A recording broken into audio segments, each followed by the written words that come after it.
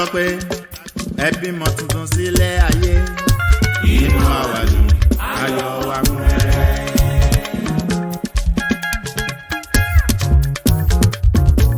ọjọ́ tá gbọ́ pé ẹ bímọ tuntun sílẹ̀ ayé inú àwa dùn ayọ̀ wa kún rẹ́rẹ́. ìyá àbúrò ìyá ìkókó ẹkún ewu ọmọ.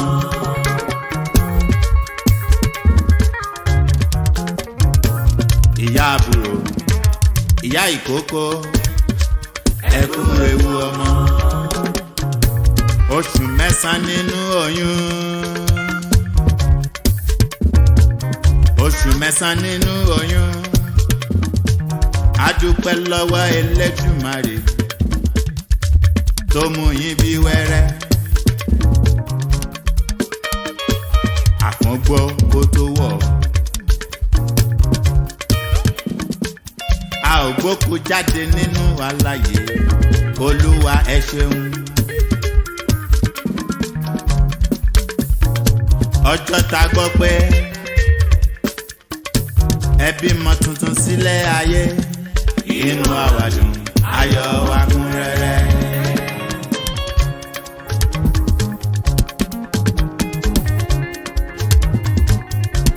ọpẹ́ la ó máa dún lọ́wọ́ Olúwa ọba Elédùmarè ọba rere. ìyá bí wẹ́rẹ́ ọmọ fọ̀hún jáde. ìyá bí wẹ́rẹ́ ọmọ fọ̀hún jáde.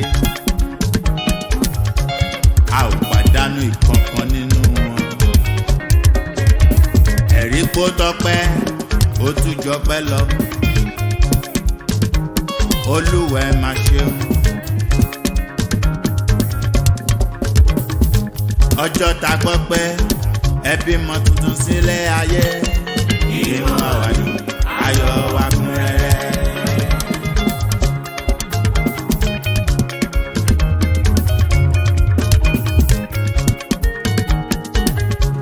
lọ́jọ́ ìkómọ ayọ̀ wa kúnkún. akórèdé lọ́mọ wa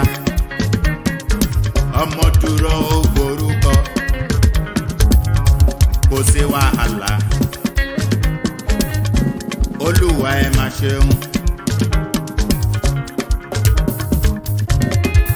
ọmọ ìkókó ẹlẹ́jẹ̀ tútù mo kí ọ.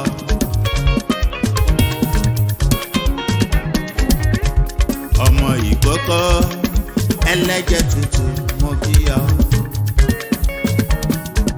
àsìkò rẹ̀ á tù màmá lára. àsìkò rẹ̀ á tù bàbá lára. àsìkò rẹ̀ amúre wálé. àsìkò rẹ̀ amúre wálé. a ò ní gbé ọ̀gbìn láì tó ọjọ́. a ò ní gbé ọ̀gbìn láì tó ọjọ́. bàbá ò ní mọ sàárè rẹ̀. ìyá ò ní mọ sàárè rẹ̀. lọ́lá Elédùmarè ọba rere. lọ́jọ́ tá gbọ́ pé ẹ bímọ tuntun sílẹ̀ ayé inú àwa dùn ayọ̀ wa kún rẹ́rẹ́.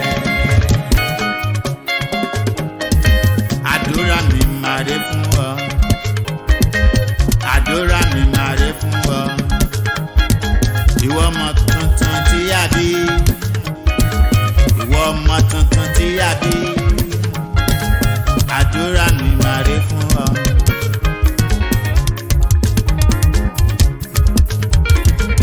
àkókò tó ká bẹ̀rẹ̀ sí ní rìn. ìrìn rẹ̀ ajá gèrè.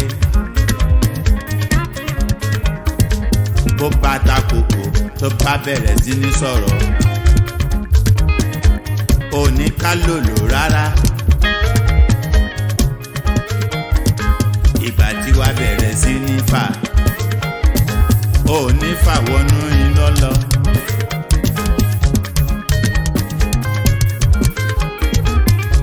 lórúkọ Jésù ọba rẹ̀ àsìkò rẹ̀ á tù màmá lára. ọjọ́ ta gbọ́ pé a bímọ tuntun sílé ayé, inú àwa dùn ayọ̀ wa kún rẹ́rẹ́.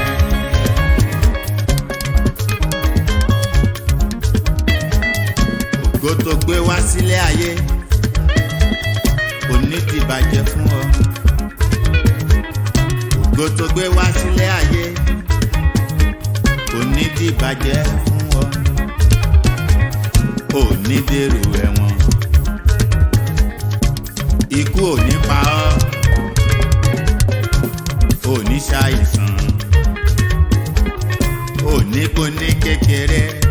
àmì o, àmì àṣẹ.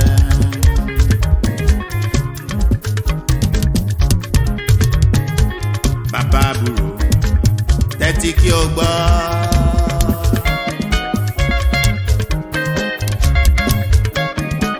bàbá àbúrò tẹ́tí kí o gbọ́. ibi oníyà ilé rẹ̀ òní kábàámọ̀ lórí ọmọ tí a bí. àtijọ́jú ọmọ ìkókó jòjòló kò mà ní nira fún ọ.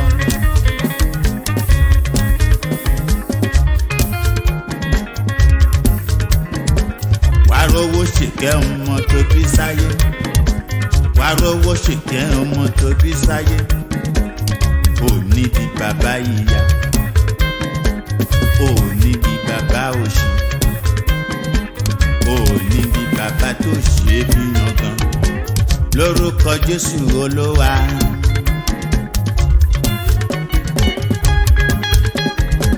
ọjọ́ ta gbọ́ pé ẹ bímọ tuntun sílé ayé, inú wa wà dùn ayọ̀ wa kún rẹ́rẹ́. kó lóyò ìyá àbúrò kú ewu. ọmọ tuntun tó ṣẹ̀ṣẹ̀ bí sáyé, àsìkò rẹ̀ á tù ọ́ lára. ẹ̀gbọ́n rẹ̀ ò ní kú, àbúrò rẹ̀ ò ní wọ̀run.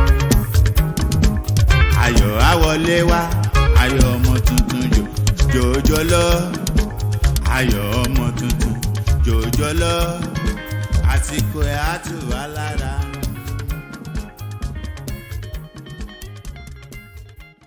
Wow! Please subscribe to our YouTube channel at Online 1930 TV for music, prayers, messages, movies by Evangelist James Adeniyi, aka Kinikinse. God bless you.